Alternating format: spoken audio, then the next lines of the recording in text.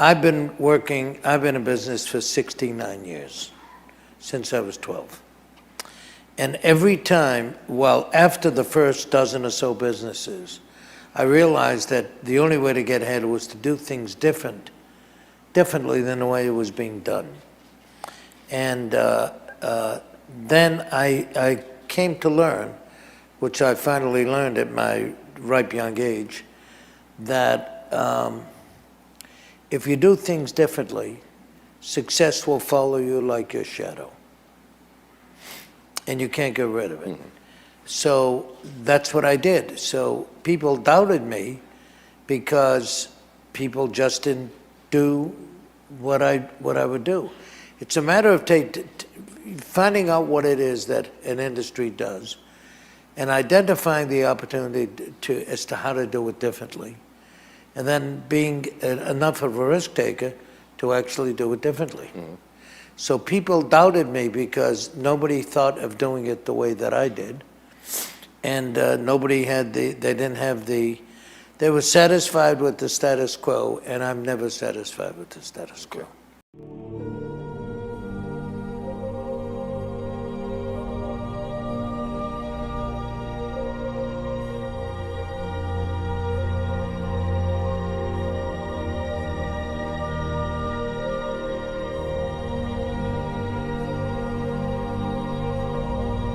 Have fun.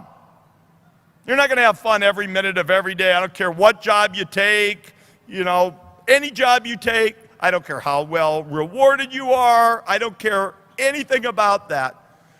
It won't happen all the time, but you better be having fun in what you do. Don't take the next job or don't do the next startup because you should. Do it because you want to. Because you can think of nothing better, more exciting, more energizing to get up every day and go do than whatever it is that you selected. Be patient and be be patient when you get the first signs that it's not fun, because time must be measured. Constantly be improving yourself, because only by improving yourself will you maybe find that next idea. I'm sure there are many people in this audience who'd like to do a startup, and yet the first law of doing a startup is you got to have an idea. But if you're having fun, if you're building capabilities, if you're treasuring your time, if you're building your muscle and being hardcore, the good ideas will come to you.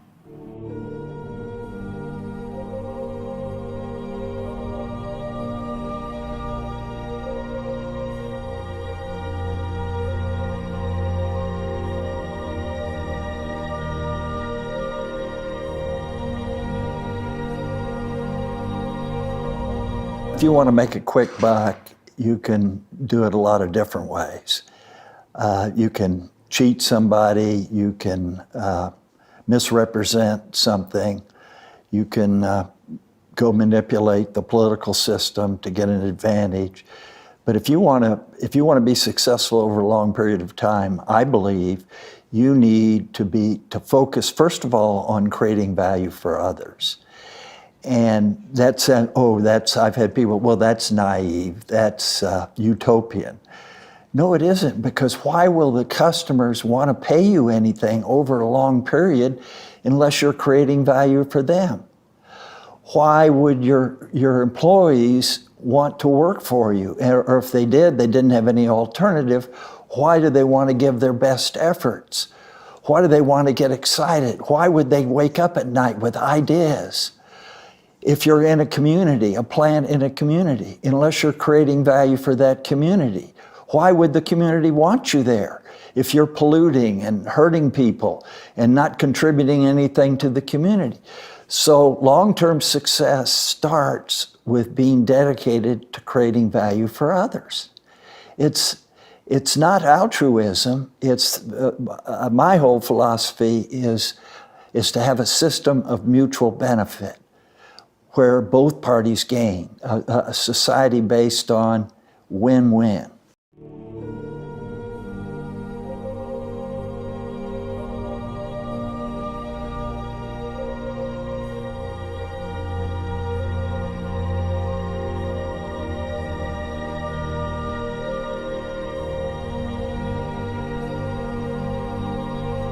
If you want to be a winner, then compare yourself to the best and acknowledge that will never happen without hard work. Abe Lincoln used to say, good things may come to those who wait, but only those things left by those who hustle. If you want to be a leader, act like a leader. If you want to be respected and trusted, then demonstrate you deserve it by earning it every day. It takes courage to be accountable. Throughout my life, throughout this crisis of the past few years, I have seen many people embarrass themselves by failing to stand up, being mealy-mouthed, and acting like lemons by simply going along with the pack. I also saw plenty of people under enormous pressure who always did the right thing. Graduates, you will soon leave this wonderful community and venture into a new world to get ready for new jobs, new opportunities, and new lives. Along the way, you're going to face a lot of pressure. Pressure to go along, to get along, to toe the line, to look the other way when you see things that aren't right, and pressure to do things simply because everybody else is doing them. Never give in to that pressure. Have the fortitude to do the right thing, not the easy thing. Don't be somebody's lapdog or sycophant. Have the courage to speak the truth, even when it is unpopular. And have the courage to put yourself on the line, to strive for something meaningful, and even to risk what would be an embarrassing failure. I think Teddy Roosevelt understood this nearly a century ago when he said, and I quote, "It is not the critic who counts, not the man who points out how the strong man stumbles, or where the doer deeds could have done them better. The credit belongs to the man, now the woman, who is actually in the arena, whose face is marred by dust and sweat and blood, who strives valiantly, who errs, who comes up short again and again, because there is no effort without erring and shortcoming, but who does actually strive to do the deeds, who knows great enthusiasms, the great devotions, who spends himself in a worthy cause, who at the best knows in the end of the triumph of high achievement, and who at the worst, if he fails, at least fails while daring greatly, so that his place shall never be with those cold and timid souls who know neither victory nor defeat."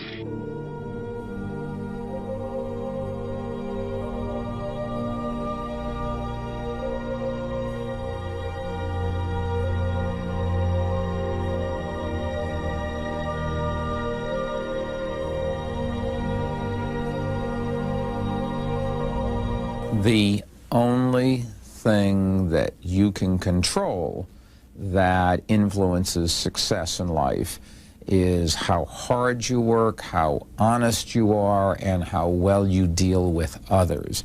You can control those variables. You can't control how lucky you are, although the more you work, the luckier you get.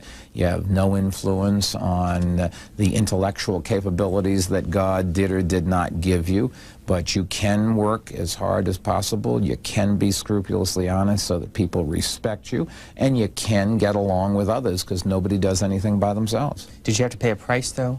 You personally? Well, I think that everything is an either-or. There is a price in everything. You can study or you can go out and play.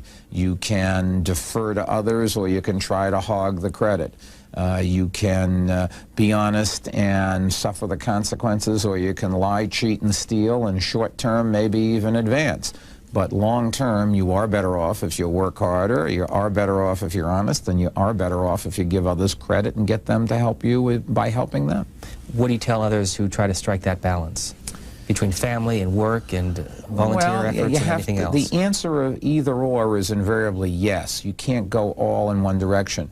You cannot walk away from your family for your career. On the other hand, if you walk away from your career for your family, you're not going to have the money to support the family. And parents all the time are making those kinds of choices between career and family. They do some of both, and you try to blend the two, and that may not be the perfect answer, but that's a practical answer that I've always told young people when they go off to college.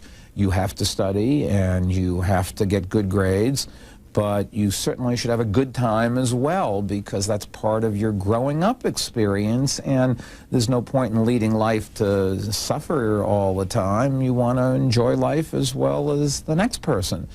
So it's some balance, some blend between the two.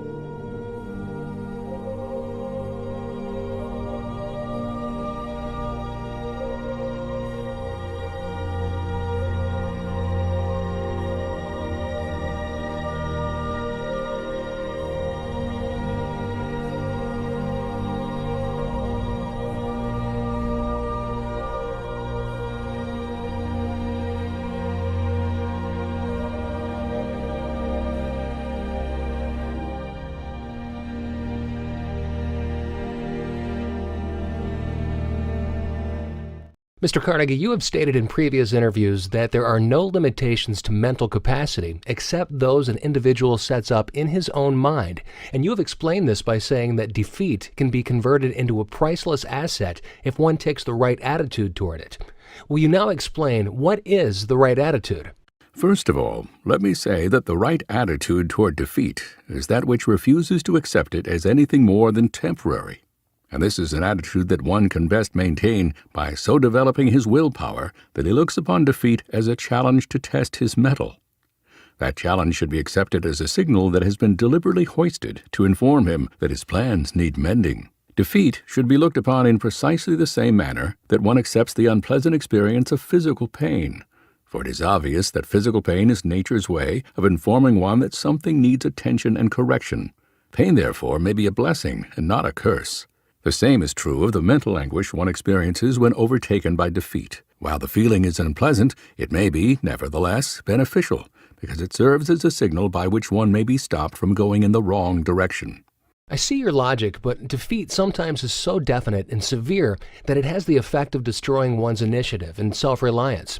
What is to be done in such a circumstance? Here is where the principle of self-discipline comes to one's rescue. The well-disciplined person allows nothing to destroy his belief in himself, and permits nothing to stop him from rearranging his plans and moving ahead when he is defeated. You see, he changes his plans if they need change, but not his purpose. If one has mastered the principle of organized thought, one knows that the power of will is equal to all the circumstances of life, and he allows nothing to destroy his will to win.